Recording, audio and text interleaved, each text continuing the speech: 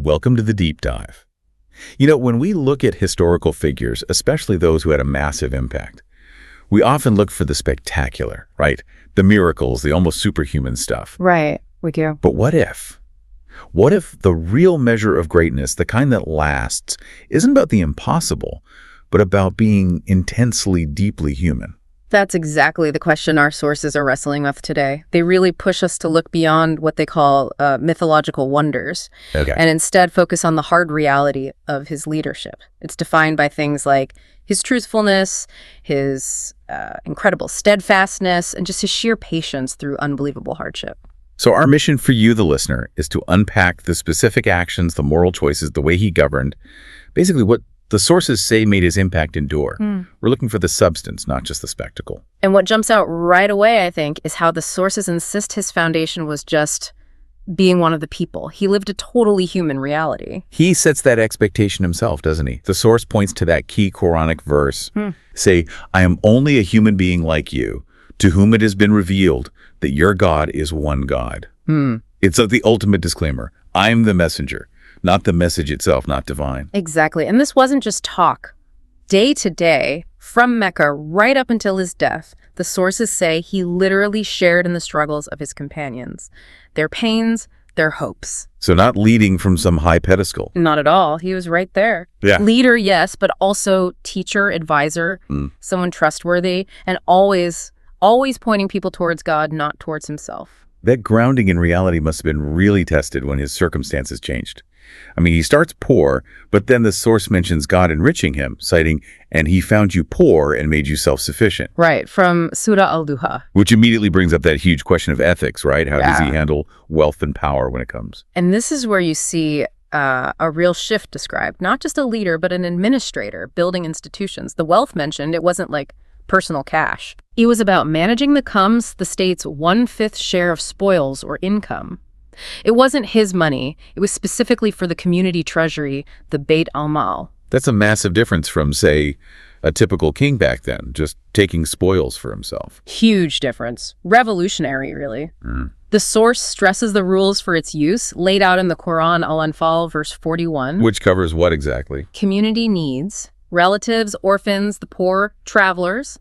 His job was like being the careful manager of public funds. Total fairness, no favoritism. That was the principle. And we see that principle tested, really put under pressure after the Battle of Hunain, that incident with the Ansar. Oh, definitely. That's a key example the sources use. The Ansar, his earliest, most loyal supporters from Medina, they felt completely overlooked. Why? Because the spoils seemed to go to the newer converts from Mecca. Exactly. The recently defeated, now converted Meccan elite got a larger share, seemingly. And you can imagine this caused serious friction. A real political challenge. Could have split the whole community. It really could have. His core supporters felt, well, maybe betrayed, or at least undervalued. But he didn't just brush them off or use political spin. What did he do? He spoke to them directly with incredible sincerity. He acknowledged their feelings, but reminded them of what they truly gained, not just material goods, but the presence and companionship of the messenger himself.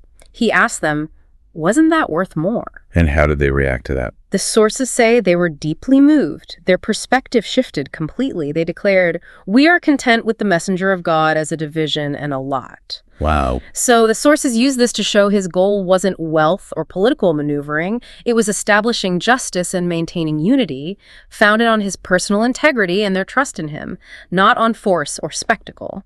That integrity, that focus on the ethical core, it leads us right into the next part, doesn't it? Right. This idea of enduring proof versus temporary signs or miracles. The prophets before him often relied on very physical, immediate signs. They absolutely did, according to the sources. Think of Moses, Jesus, Noah. They had signs like the staff turning into a serpent, healing the sick, the ark. Very tangible proofs. Right, things people could see and touch then and there. Exactly. They served as powerful evidence in their time. But the sources point out, once those prophets were gone, the signs became, well, history, memories, not ongoing proof. So if the sources are arguing for a proof that lasts, something permanent, what is it for Muhammad? It's the Quran itself. The sources describe it as a continuous miracle, intellectual, rhetorical, legislative. It's not a physical object that decays or disappears. The proof is in the text itself, its coherence, its challenge, its guidance, something that remains testable and relevant across every generation. It's an intellectual proof, not just a sensory one. Okay, that makes sense logically. But it does bump up against some popular traditions, right? Like the sources bring up the story of the moon splitting. How do they handle that? It's often cited as a physical miracle. Yeah, they tackle that head on. They look closely at the verse in Surah Al-Qamar. The hour has approached and the moon has split. And their interpretation is? Their argument, based on the analysis in the source material, is that this verse is actually speaking about a future event, a sign of the end times, the hour, a massive cosmic sign yet to come. Not something that happened back then in Mecca. That's the argument presented. They reason that if something that spectacular, the moon literally splitting in the sky, had been witnessed by everyone in Mecca back then. It would have been undeniable proof. You couldn't ignore it. Precisely. There should be massive historical record of the reaction, the conversions, the debates, something verifiable. The sources argue the relative lack of that kind of historical fallout supports reading it as a prophecy about the future, consistent with the Quran being the primary, enduring miracle. So again, the emphasis is on reality, on textual consistency, and on proofs that last, rather than maybe stories of spectacles that don't leave that same clear historical footprint.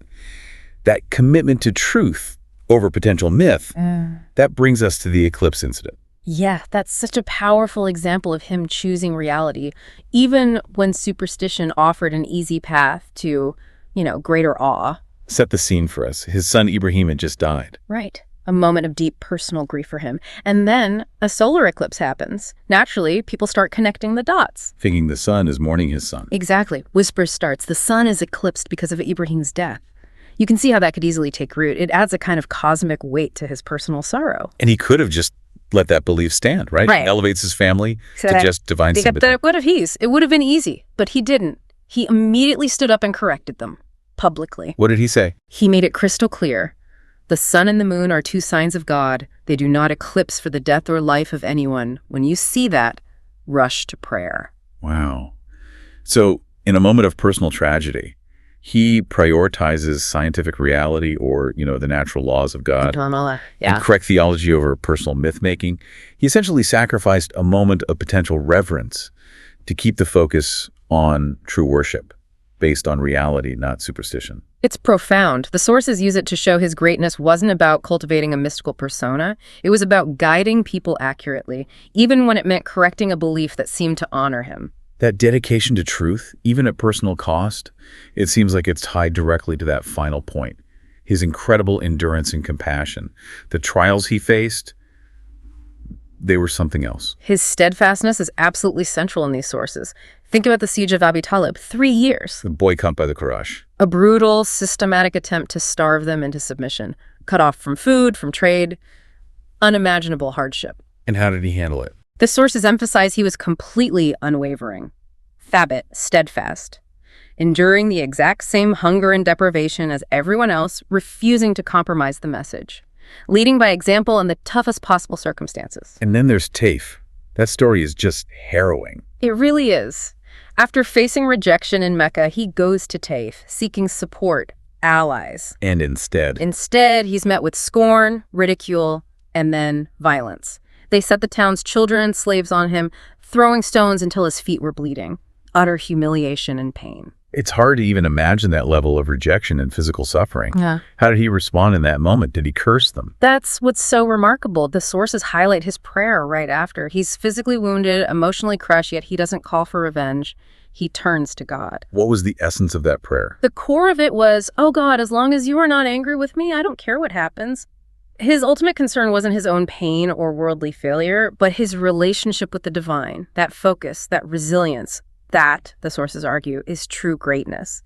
And that resilience, that character forged in hardship, it clearly informed his leadership later on when he did achieve success and authority. Absolutely. You see it in his actions. The famous clemency when he finally entered Mecca as a victor, years of persecution, exile, war, and his response.